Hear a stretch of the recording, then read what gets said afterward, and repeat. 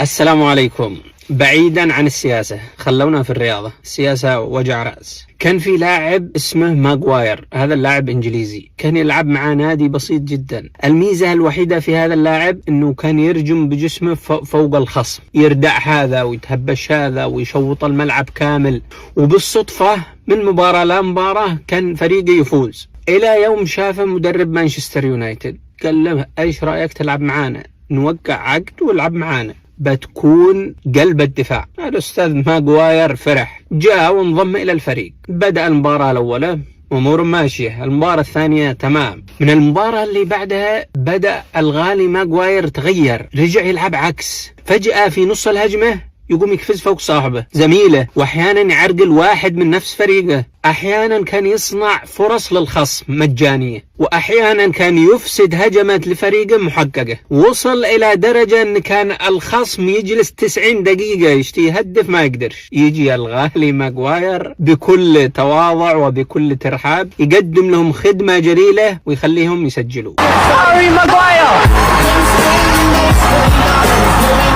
المهم من مباراة لمباراة، من نكبة لنكبة، الجمهور ضاق. يعني هذا ما عادش أخطاء فردية، هذا قدو لعب عكسي عيني عينك. المدرب كان يقول نصبر عليه شوية، ربما يمر بظرف، ربما بيتعدل، ربما يراعي العيش والملح، ربما يصبر. ما سبرش الغالي ماغواير. ايش اللي حصل عندنا في اليمن؟ جاء لنا لاعب ماغواير نسخة رديئة نفس اللاعب حق مانشستر يونايتد. جاء قال انا العب في فريقكم وانا اوقع عقد معاكم ونحقق انتصارات مع بعض. مرت 10 سنوات، تخيل، لا صنع هدف، لا صد هجمة، لا عمل حتى اسيست، ما يرضاش باصي. لاعب اناني، لا يسمع كلام المدرب، لا يحترم حتى أصحاب النادي وأصحاب الأرض. لاعب عبء على الفريق. تقول له المباراة والهدف هذا في طريق صنعاء، يصير يلعب لك في سقطرى واحدة، يتكفز مليان جزيرة خبت ما فيهاش حد، يعمل لك دبلكي واستعراضات ويتحص هانا أهداف خيالية افتراضية. تقول لهم ماغواير الملعب هنا تجاه صنعاء، الفريق حقك كامل هناك بيلعبوا. يقول لك لا هذا الملعب شكله أفخم وأحلى ويناسبني، أحمل اللمبتين والعب وحدي. تقول له طيب هؤلاء فريقك، يبكر يوم ثاني من صباح الصبح يقصفهم كامل. ماغواير ايش حصل لك؟ هؤلاء أصحابك تشتي تقصف؟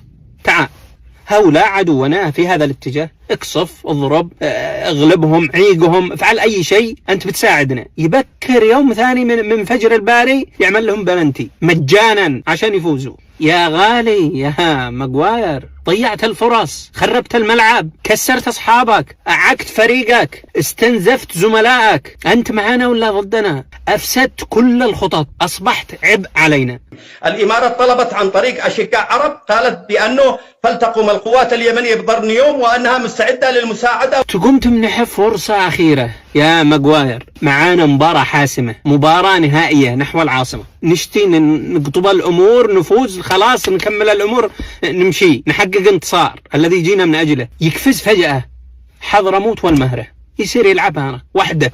وبعد ما مرت السنين اقتنع المدرب ان الغالي ماغواير هذا ما همش لعب ولا يشتي الفريق يفوز. دعاه وقال له يا اخي لف شراباتك ولف فنايلك وسراويلك واغراضك وتوكل، شوف لك نادي ثاني. الغالي ماغواير ما قالش والله لا افطر الكوره، سهل. قام اخذ له 3 لاعبين من تكة الاحتياط وقال نص الملعب هذا وحقي طبعا. يا نقسم الملعب نصين ولا والله لا اولع الملعب هذا كامل. ما فيش. طيب احنا جبناك تساعدنا، تقوم تاخذ لك نص الملعب بأي حق؟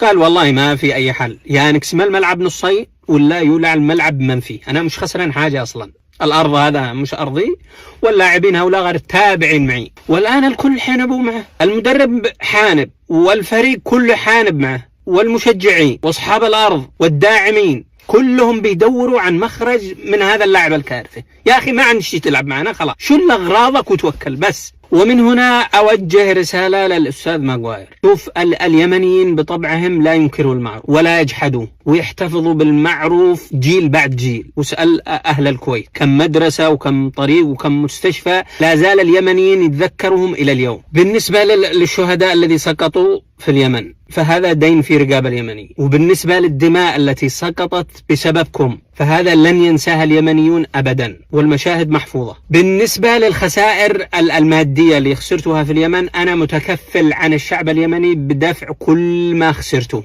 كاملا. ايش خسرته؟ معانا هنا حنة، تفضل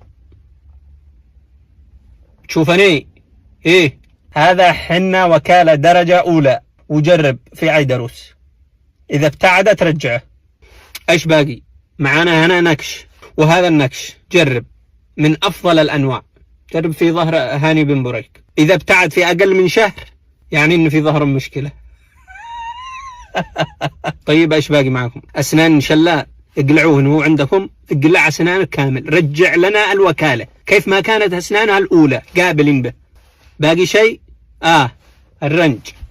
وهذا البويا زيتي، أنتم جبتوا لنا بويا مائي وإحنا نرد لكم بأفضل منها، هذا زيتي.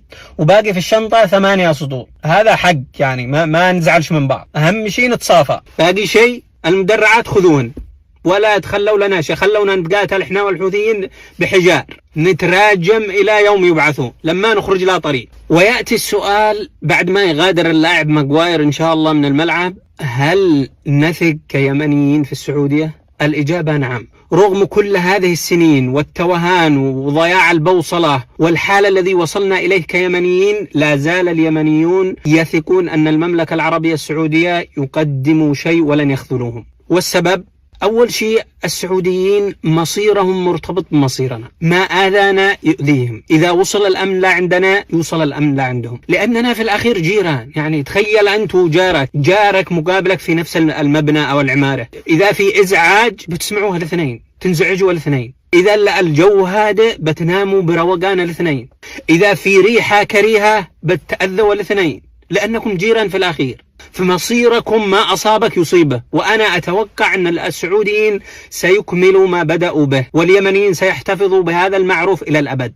ثانيا، المجتمع السعودي بطبيعته لما يفزع بصدق، بأخوة، بشهامة، يعني مستعد أنه يعطيك عمره وحياته عشان يوفي بوعده، وممكن أنه يقاسمك الجوع والألم والتعب عشان يكون عند كلمته. بعكس اللاعب ماغواير، لا هم مستقبلك ولا هم بلدك ولا ازدهارك ولا حياتك ولا هو جارك، هو جاء بس لشوية مصالح ويتهبش في هنا وهنا ويبسط على أراضي، يعني مصيره مش مرتب بمصيرك ولا هو شاعر بما تمر فيه.